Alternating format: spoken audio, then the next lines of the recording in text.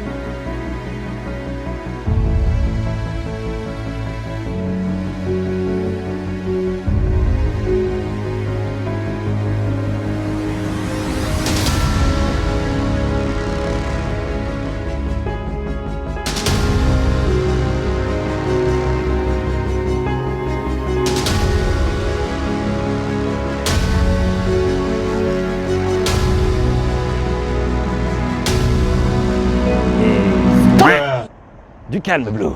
Reste t'es. On se calme tout de suite, c'était épique, on arrête là, c'est bon, c'est ma tête. Observez, gros plan, gros plan. Oh my god! Non, on va éviter de trop se rapprocher, calmez-vous. Bah voilà, c'est assez spécial aujourd'hui parce que c'est un jour très bizarre. Ça fait 6 ans que je fais des vidéos, ça fait 6 ans que je garde ceci sur la tête. Bon, ça fait 3 ans. Mais ça fait 6 ans que j'ai ça sur la tête, ça fait 6 ans que je ne vous ai jamais vraiment montré ma gueule, que je fais toujours attention. Et bien ce jour est révolu. J'ai décidé de changer, messieurs, dames. Il y a diverses raisons à ça, je vous expliquerai ça. On va passer un peu au studio en mode plus tamisé dans ma chambre, littéralement. C'est bon pour vous? Et je vais vous expliquer pourquoi j'ai décidé d'enlever ce casque, de montrer ma tête. Il y a plusieurs raisons, ça va surtout se passer sur Facebook. Ça va aussi se passer un peu sur YouTube, ça va me permettre de faire un peu plus de choses, d'être un peu plus libre, de participer à des événements, de faire pas mal de choses. Je vais vous expliquer ça, mais j'espère que ça vous fait pas trop bizarre. Moi, je me rends pas compte, hein. C'est-à-dire que je parle à un cadreur qui s'appelle Valentin, qui est charmant d'ailleurs. Mais c'est juste, c'est ma tête, j'ai toujours vécu avec ça, et ça ne changera pas d'aussitôt, donc voilà, c'est moi. Et je m'appelle Arnaud aussi, putain, il faut que je vous le dise, j'avais complètement oublié. Parce que c'est vrai qu'avec une tête, c'est mieux de mettre un vrai prénom dessus, dans le sens où Erdos, c'est sympa pour le casque, mais dans la vraie vie, je suis un gars et j'ai un prénom. Donc voilà, je m'appelle Arnaud. Si vous me croisez, n'hésitez pas à m'appeler Erdos ou Arnaud, c'est comme vous voulez, c'est vraiment le choix. C'est le menu best-of du Dodoz. Voilà, j'ai fait marrer le cadreur, yes! Et on se retrouve dans le studio, attention. Ah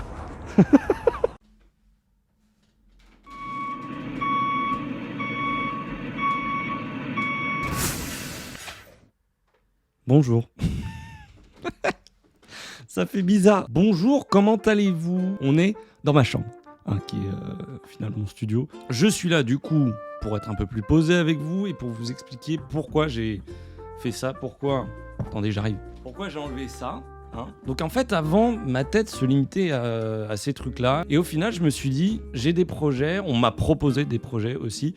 Et ça m'a donné envie de montrer ma gueule. J'avais ce projet-là de base pour cette année. Et au final, ça a un peu accéléré les choses et je vais vous expliquer pourquoi. La première raison, qui est un peu la base de tout, c'est que je trouvais que ça commençait à me brider dans mes projets, dans ma façon de créer, quand tu as envie d'aller potentiellement dans des événements. C'est pas des endroits où tu gardes ton casque H24 et quand tu montes pas ta gueule, tu profites pas vraiment. Aujourd'hui, j'ai plusieurs réseaux qui sont assez importants. J'ai YouTube d'un côté, mais j'ai aussi Facebook. Et on a développé un projet avec une entreprise qui est partenaire sur ça. Au départ, c'était juste du repost de ce qui se fait sur YouTube pour mettre au format Facebook. Et on m'a proposé de faire un nouveau type de contenu qui va être très différent de ce que j'ai l'habitude de faire, mais qui, moi, est quelque chose qui m'intéresse, où je me dis ça va un peu me bouger, ça va un peu me changer de ce que je fais d'habitude. Et en plus de ça, c'est une belle opportunité, autant dans la création de contenu et dans essayer de faire quelque chose qui est vraiment différent de ce que j'ai l'habitude de faire. Et en plus de ça, monétairement parlant, il faut le dire, c'est aussi très intéressant. Et bah, on est dans un business ici, parce que moi je suis en micro-entreprise, c'est mon métier aujourd'hui de faire du contenu sur Internet. Forcément, on pense à cet aspect-là parce qu'il faut bien payer une nouvelle moto. Donc ça, c'est pour l'explication de pourquoi maintenant, pourquoi aujourd'hui, pourquoi au final il y a un mois, je pensais pas que je la sortirais maintenant cette vidéo. J'en ai profité sur Instagram pour vous demander de me poser quelques questions. Ça va me permettre d'un peu mieux me présenter à vous. Alors mon parcours scolaire, déjà, ça va vous permettre d'un peu de cadrer le truc et en même temps, les gens sont perdus, c'est-à-dire qu'il y en a encore beaucoup d'entre vous qui savent même pas que j'habite à Tours maintenant, je suis sûr. Donc on va reprendre dans l'ordre très rapidement. Je viens de Nancy, là où j'ai commencé mes premières vidéos en 2016. Après, je suis parti à Nantes pendant 4 ans, donc 3 ans de bachelor dans une école de commerce, on va dire, plus une année d'année sabbatique. L'année juste après, je suis entré dans un master. Le premier semestre était à Budapest, donc je suis parti fin 2020 là-bas. Ensuite, je suis rentré pour être en stage pendant 6 mois et c'est pour ça que je suis allé à Paris. Ensuite de ça, je suis allé à Angers pour faire un semestre de cours et maintenant je suis en fin d'études et au lieu de faire un stage classique, en fait je me suis mis à mon compte et je me suis installé à Tours. Bah au final pour l'instant pas tellement parce que je suis encore en mode je filme etc. Je verrai bien vos retours. S'il vous plaît, soyez pas trop méchants. Pour que vous sachiez, je suis le petit dernier dans ma famille, donc j'ai un peu l'habitude d'être au centre de l'attention. Je me dis aussi, il y en a tellement qui l'ont fait. Il y a tellement de youtubeurs moto aujourd'hui qui montent leur gueule et c'est quelque chose de normal que oui, bon, moi ça va faire un peu bizarre au début, mais au final, on va tous s'y habituer. C'est comme quand tu changes de lunettes, pour tous ceux qui ont des lunettes, ça fait un peu bizarre au début et au final tout le monde s'y habitue et on l'oublie très rapidement. Alors niveau science, j'avoue, je douille un petit peu. Je vais vous expliquer, comme ça va vous permettre de vous donner un bon plan. Je pense que beaucoup d'entre vous le connaissent, mais quand bien même, c'est toujours intéressant. Je suis assuré principalement chez un gars qui s'appelle Stan Ménard, sur une entreprise qui est un courtier en assurance et qui fait des putains de prix. Et si le mec te divise clairement pas ta note par 2 ou par 3 des fois pour des motos qui sont assez chères de base, même si tu vas payer le même prix, tu auras des meilleures conditions, tu auras des meilleures garanties dans ton contrat. Pour l'instant, j'ai ma Nuda, j'ai ma MSX qui est chez lui. Pour être tout à fait transparent avec vous, la BM, je suis à 1500 par an, la Nuda, je suis à 900 par an, la MSX, je suis à peu près à 300 par an. Donc ça fait un beau billet. Et je vous invite franchement à aller sur le site de Stan Ménard. Je le mettrai en description, tant qu'à faire. Faire un petit devis, ça coûte rien si vous comptez acheter une moto. Ou si vous avez déjà votre moto et vous trouvez que vous payez 10 fois trop cher, allez faire un devis chez lui. Il peut y avoir des très très bonnes surprises. Et n'hésitez pas à mettre que vous venez de la part d'Airdos sur son site, on peut le mettre. Un métier. Déjà, rien que ça, c'est pas mal. Ça te donne une liberté qui est assez incroyable. Moi, je sais que je suis quelqu'un qui se lève assez tard en général et qui se couche assez tard. Et ça, en entreprise, ça ne passe pas. Tu peux pas non plus faire de la merde, mais par contre, derrière, c'est que du kiff, quoi. C'est que ça. On adore. Alors vu que je vais me mettre au stunt, effectivement, il y a tout un objectif que tu fais globalement ça un peu tout seul quand même. Et forcément, quand on est youtubeur comme moi, on pense à aller vers des gens qui touchent déjà pas mal à ce truc-là. La première personne à qui je pense quand je pense stunt aujourd'hui, c'est Sarah Lesito. Maintenant, effectivement, j'aimerais bien avoir l'opportunité de la croiser pour pourquoi pas faire des trucs ensemble. Mais avant ça, je me sentirais pas forcément légitime d'essayer de la contacter, d'essayer de faire un truc avec elle. Tant que je me suis pas un minimum investi dans le stunt, je sais pas si ça va me plaire. J'y vais vraiment sans trop savoir ce que je vais faire. Et après, si vraiment je m'investis à fond là-dedans, je pense que déjà, elle aura sûrement, j'espère, remarqué. Et derrière, j'essaierai de la contacter pour essayer, pourquoi pas, de faire un truc ensemble. Moi, ça me ferait vraiment kiffer. Cette question m'a fait beaucoup rire parce que j'ai des idées débiles, des fois, souvent.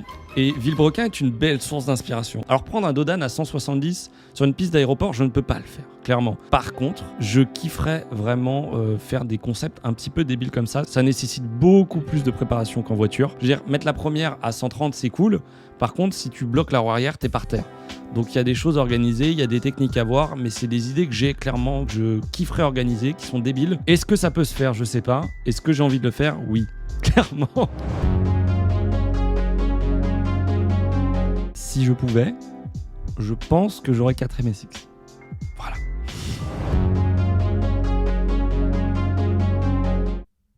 C'est oui. Alors ça, je vais en parler, comme ça permet de teaser un petit peu. J'ai 3 motos pour l'instant, c'est déjà énorme et c'est même limite trop au final parce qu'il faut les rouler toutes. Donc c'est pas si évident que ça, problème de riche, bonsoir. J'en ai une 4e que j'aimerais beaucoup avoir, que j'ai découverte il y a un certain temps quand même, qui est pas du tout du même style que les motos que j'ai aujourd'hui. Vraiment pas. J'avoue que j'ai d'autres projets avant. Il y a une question sur ça qui va arriver. Mais par contre, ça reste dans ma tête et ça arrivera un jour. Clairement, si j'ai les moyens, il va y avoir une 4ème qui va arriver. Je sais pas exactement combien de temps je vais rester à Tours. Ça dépendra de ce que je fais ici, des gens que je rencontre, des projets que j'ai. Je me suis donné 1 an pour l'instant. C'est-à-dire que si dans 1 an, j'ai envie de bouger, bah, je le ferai. Honnêtement, ça va. Je dirais que je suis pas encore au top pour l'instant du tout. Je suis encore assez loin. Il y a encore les études qui me font chier. Je suis en pleine écriture du mémoire en ce moment, bonsoir. Donc il me reste d'ailleurs 10 jours exactement pour finir. J'ai encore pas mal de choses qui me bloquent pour vraiment me mettre en full temps, d'avoir vraiment le temps de développer mes idées. Par exemple, je sais que j'ai eu des questions sur ça par rapport à la marque de vêtements que je voulais faire. Oui, ça c'est en cours, mais pour l'instant c'est totalement arrêté à cause du fait que j'ai des choses qu'il faut que je fasse obligatoirement, du genre à mémoire. Tout est pas parfait aujourd'hui, j'arrive pas à bosser avec autant de marques que je voudrais, accéder à autant de choses que je voudrais, faire tout ce que je voudrais. On verra bien ce qui se réalise, ce qui se réalise pas, mais pour l'instant honnêtement je suis pas à plaindre. Des road trips, oui. J'ai même des idées pour en faire assez souvent au final, d'aller visiter pas mal de pays. Ça a demandé beaucoup d'investissement, beaucoup de temps. Donc est-ce que je ferai vraiment la façon dont j'espère? Je pense que d'ici là, ça va beaucoup bouger. Ça, la réponse va être très rapide parce que, en fait, non. Déjà, je suis pas forcément très connu, donc il n'y a pas 10 000 personnes qui vont me reconnaître. Je suis pas un Squeezie qui va sortir dans la rue, clairement. Juste ce qui me fait, entre guillemets, peur, c'est de me faire, tu sais, les photos en scred, filmer en scred, tout ça. Ça, je pense que ça fait plaisir à personne. Après, je pense que le positif écrase complètement tous ces petits problèmes-là. Donc vraiment, ça me fait pas peur. Ah, on va en parler enfin, la bagnole. J'ai pas de voiture aujourd'hui, j'en ai pas l'utilité. J'ai jamais eu vraiment l'intention d'en acheter une avant assez longtemps. Cependant, si j'arrive à bien faire ce que je veux, si j'arrive à être heureux dans ma vie, à développer les projets, à ce qui marche aussi bien que j'aimerais, peut-être je vais avoir la possibilité de me dire allez, je m'achète une bagnole juste par plaisir. Si je fais ça, le but, ça serait de faire des vidéos avec. Ça sera l'objet d'une nouvelle chaîne YouTube. Je ne mélangerai jamais la moto et la voiture sur cette chaîne-là, ça sera toujours que de la moto. Et du coup, ça va à la suite d'autres questions, c'est-à-dire que pour l'instant, non. Enfin bref, je comprends maintenant pourquoi les youtubeurs font ces gestes-là dans les vidéos, ça me fait trop rire. Mais merci beaucoup d'avoir suivi cette vidéo. On se retrouve semaine prochaine pour logiquement une observation. Et la semaine d'après, je pense que le stunt sera débuté sur la chaîne. Allez me suivre sur Instagram. Merci beaucoup d'avoir regardé cette vidéo. Et on se donne rendez-vous la semaine prochaine pour une nouvelle vidéo. Cerdoz, Sterno.